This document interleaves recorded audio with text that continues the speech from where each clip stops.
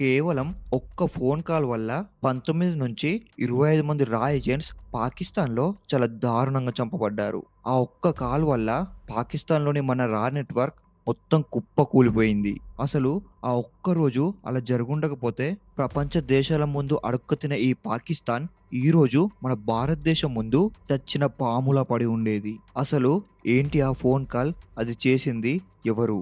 ఇది కేవలం ఊహ కాదు.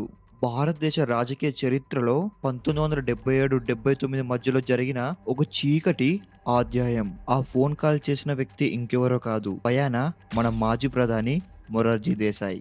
మొరార్జీ దేశాయ్‌పై భారత్ యొక్క శక్తివంతమైన గూఢచర సంస్థ రా, అదే మన రీసెర్చ్ అండ్ అనాలిసిస్ వింగ్‌కు ద్రోహం చేశారన్న సంచలన ఆరోపణ ఎందుకు వచ్చింది?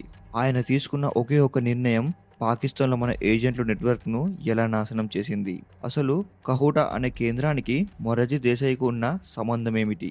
అండ్ పాకిస్తాన్ యొక్క అత్యున్నత పురస్కారాన్ని అందుకున్న ఏకైక భారత ప్రధాని మొరార్జీ దేశాయ్. పాకిస్తాన్ ఎందుకు మొరార్జీ దేశాయ్‌ని అంతలా గౌరవించింది? ఆయన మన రహస్యాలను పాకిస్తాన్‌కు చెప్పేశారనే ఆరోపణలో నిజమెంత?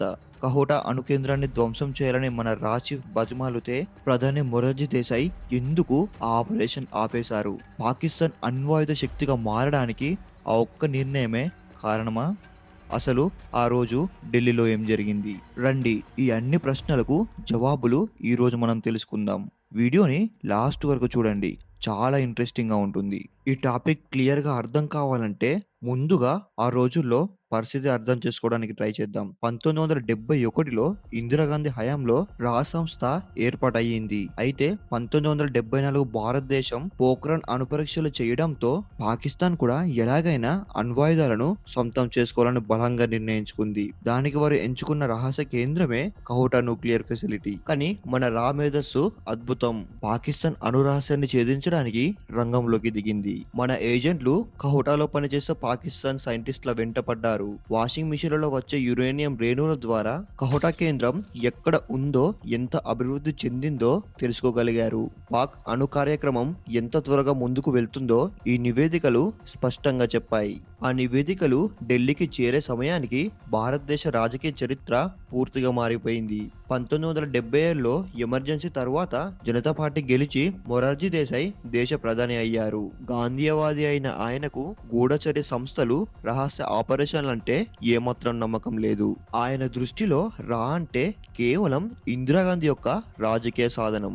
అందుకే ఆయన ప్రధాని అయిన వెంటనే రా బడ్జెట్ ను, అధికారాలను భారీగా తగ్గించారు. ఇది మన గూఢచర్య సంస్థకు తొలి ఎదురు దెబ్బ. ఈ నేపథ్యంలోనే రా చీఫ్ కౌటా గురించి సేకరించిన సంచలన వివరాలను ప్రధాని మొరార్జీ దేశాయ్ కు అందించారు. పాకిస్తాన్ అతి త్వరలో అణ్వాయుధం తయారు చేయబోతుందని, దానిని అడ్డుకోవాలంటే మనం ఇప్పుడు ఈ ఆపరేషన్ చెయ్యాలని వివరించారు. మరి ఇక్కడే చరిత్రలో అత్యంత వివాదాస్పదమైన సంఘటన జరిగింది. శాంతిని మాత్రమే నమ్మే మొరార్జీ దేశాయ్ ఆ నివేదికను చూసిన తర్వాత రా చీఫ్ పై కోపం వ్యక్తం చేశారు. గూఢచర్యంతో శాంతి రాదు, ఈ ఆపరేషన్ ని వెంటనే ఆపండని ఆదేశించారు. ఆ తరువాత ఏం జరిగిందో అని రా మాజీ అధికారి బి రామన్ తన పుస్తకంలో సంచలన ఆరోపణలు చేశారు. మొరార్జీ దేశాయ్ పాకిస్తాన్ అధ్యక్షుడైన జనరల్ జియాఉల్ హక్ కు అత్యవసరంగా ఫోన్ చేశారు.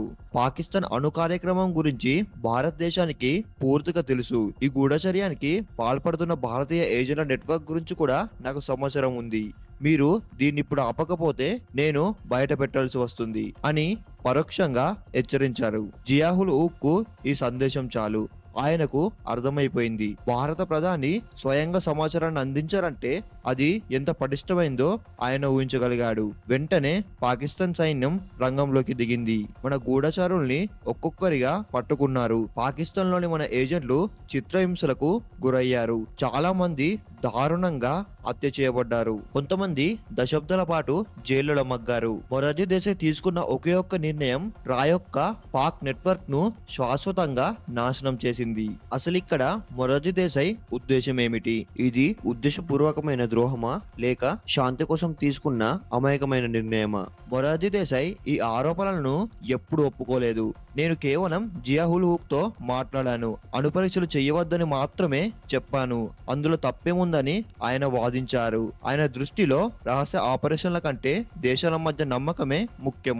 కానీ 1990లో పాకిస్తాన్ మొరార్జీ దేశాయ్ కు తమ అత్యున్నత పౌర పురస్కారమైన నిషాన్ ఏ పాకిస్తాన్ ను ప్రకటించింది. ఈ పురస్కారం వివాదాన్ని మరింత రాజేసింది.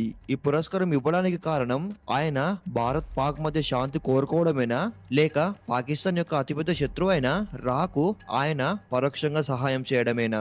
సాక్ష్యం లేకుండా ఆయనపై నేరుగా ఆరోపణలు చేయలేకపోయినా నిపుణులు మాత్రం దీన్ని గాంధీ సిద్ధాంతాలపై అతి విశ్వాసం వల్ల దేశ భద్రత విషయంలో జరిగిన అతిపెద్ద పొరపాటుగానే అభివర్ణించారు. మొరార్జీ దేశాయ్ తీసుకున్న నిర్ణయం భారతదేశానికి అత్యంత నష్టం కలిగించిందనడంలో సందేహం లేదు.